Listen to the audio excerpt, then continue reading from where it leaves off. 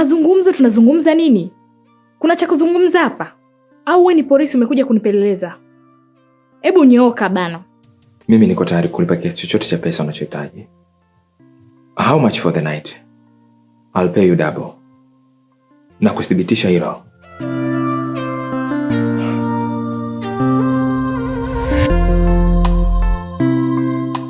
hii ni pesa nyingine.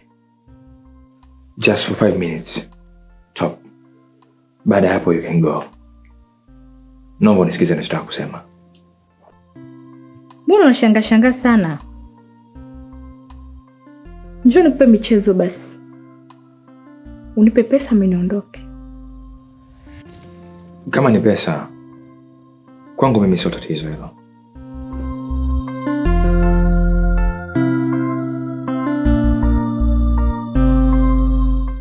Hii hapa pesa yako. Tena zaidi ya ile tulokubaliana. Lakini kwanza nahitaji kuongea na wewe.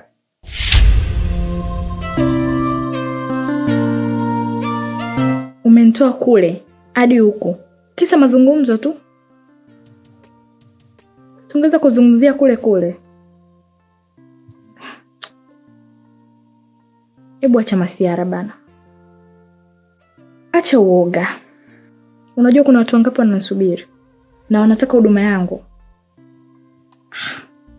Usiwe hivyo bana, unankata. Naelewa kwamba unataka kuwahi na kwenda kuhudumia watu wengine. Lakini mimi nimesema nakulipa kwa usiku mzima na hatufanye chochote. So, baada ya mazungumzo unaweza kuchagua kwenda au ukalala. I promise you, I'm a man of my word. Trust me. I want to touch you. Hapa sijaja kucheza. Umesikia? Njoo nikupe penzi, niondoke. Nilisikia nyumba imenunuliwa hii, lakini sijawahi kukuona kabisa wewe. Kila nikipita namuona kuna mdada mmoja hivi. Kila nikipita nakutana na huyo mdada. Vipi wewe dada? Nani yako? Okay, hii nyumba aliyenunua ni mimi mwenyewe na nimemnunulia mwanamke wangu ambaye ni mke wangu nayemuona mara kwa mara akiwa anapita hapa. Kwa hiyo dada unayemuona hapa ni mke wangu mimi. Eh? Vipi, mbona unacheka? We. Yule dada ni mke wako? Yaani umeacha wanawake wengi mtaani. Unaenda kuchukua malaya? Unaoa malaya unaweka ndani? Anyway, brother, nimesimama hapa nimekupa muda wangu kwa sababu nimejaribu kukuheshimu kama mwanaume mwenzangu. Na sikutarajia kama unaweza kumuita mwanamke wangu majina kama hayo ya ajabu. Kwani kuna shida yoyote mimi kumuoa yule mwanamke? Ni kweli bro, ulichokifanya ni sawa na kuchukua kunguru kumpozi awe njio. Yule mimi nimeichapa sana yule. Nimeichapa? Yaani mpaka nashangaa nilikuwa namuona mnamtamani. Kaingiaje? Mimi nilikuwa naichapa 3000 nachukua na chapa 2000 akatai yule. Mara ya mwisho eti kadai 10,000. Anikamdangani nayo. Nikaenda nikaichapa na nilichapa siku hiyo. Mpaka alikuwa analia milio ya mbwa mwizi. Mimi nimechapa tu. Nikamkimbia guest. Hapa tuchezi hivi wala tuchezi vile. Sikia ganda, lete pochi hiyo. Lete viatu. Toa viatu babu. Vipi? Ganduka. Tembea babu.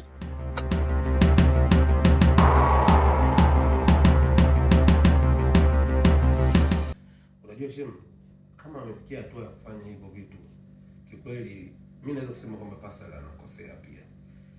Lakini mimi nashukuru Mwenyezi Mungu kwa sababu Mwenyezi Mungu wetu ni haki, huwa hawai wala akawii, sijui hawai wala akawii.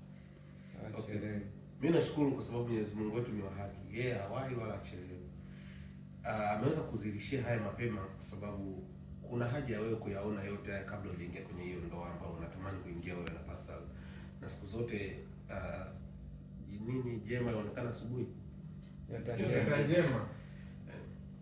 Na siku zote nyota njema huonekana asubuhi. Na nilikwambia fikiria mara mbili kuhusiana na hili swala kwa na Pascal. Sasa ameniumiza sana. Kumheshimu kote. Nilikuwa nampenda kwa moyo wangu wote. Sijawahi kumvunjia heshima hata siku moja. Hata siku moja. Leo nakuja kunilipia mambo kama hayo kwa heshima. Nimeumia sana. Kwa hiyo mwanamke unamkutaje pale kitandani? Amelala uchi kabisa. Amna, ila kwa ile mazingira.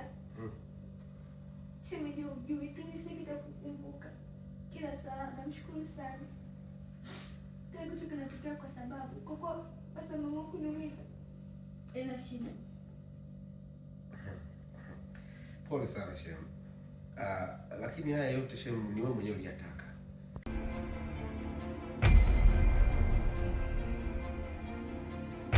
Mwalimu Ocho. Nilikuwa nakutafuta, maana nilikuwa nakuja ofisini kwako. Bahati nzuri nimekukuta hapa. Ulikuwa na shida gani? Nilipokea taarifa kuhusiana na mwanafunzi wa shule yetu. Anaitwa Grace. Una taarifa yoyote kuhusu yeye? Grace taarifa zake ninazo. Na mbona umekuja kuniuliza? Imebidi niulizie kwa sababu natamani kufahamu kama shule tumechukua uamuzi gani, kwa sababu Grace ni mwanafunzi wetu bora. Nafikiri na wewe unafahamu hicho kitu.